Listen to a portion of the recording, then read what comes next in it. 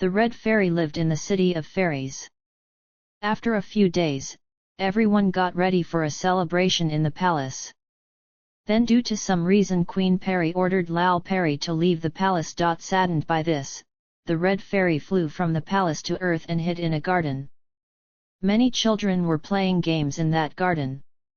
Lal Peri started secretly watching the children playing, and after seeing them laughing and playing, she even forgot her sorrow. Just then, a girl named Soni, who was playing in the garden, noticed the golden red wings of the Red Fairy. Soni thought perhaps it was some fruit and went near it to pick it. When Soni saw Lal Peri there, she was shocked and started screaming with joy. Hearing Soni's scream, all the children playing in the garden also came near her. The beautiful Red Fairy was wearing red clothes. His wings were also red and he was also wearing a shining red crown on his head. Seeing all the children, the Red Fairy introduced herself to everyone.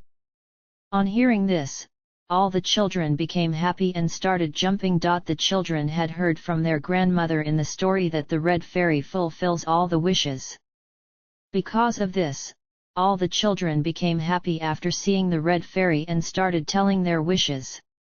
Then, after listening to Chintu's wish, the Red Fairy moved her stick and Chintu travelled in the air and came back to the ground. Then the Red Fairy moved her stick and a juicy fresh mango came into Soni's hands.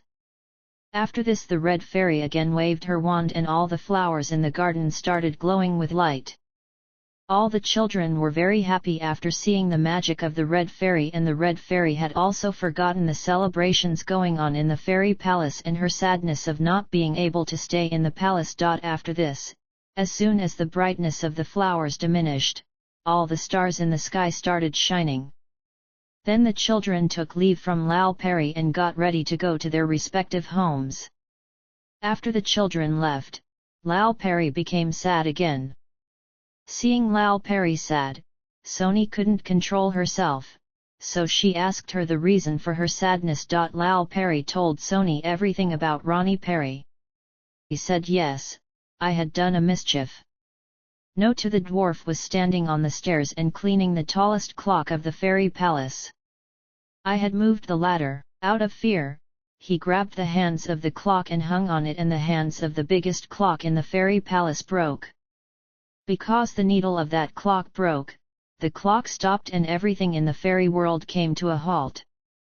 After this, Queen Fairy fixed everything with her magic, and because of this, she got angry and sent me out of the palace. Whereas, it is not my fault, it was all the fault of Notu Dwarf. After listening to Lal Peri, Soni said, my mother says that if we commit a mistake unknowingly, then it can be forgiven, but if a mistake is made intentionally, then we should be punished for it. So now tell me whether you moved that ladder intentionally or by mistake, Red Fairy said in a very low voice on purpose. If I now apologize to Rani Peri for this mistake, will she forgive me? Soni said yes, of course. My mother has also told me that if any work is done with true heart, then it is definitely successful. After thoughts, Lal Peri decided that she will become the best fairy in the fairy world. After this she spread both her wings and flew towards the sky to apologize to the Queen Fairy for her mistake. Then after reaching the fairy world, he sincerely accepted his mistake and apologized to Queen Fairy, and she also forgave him.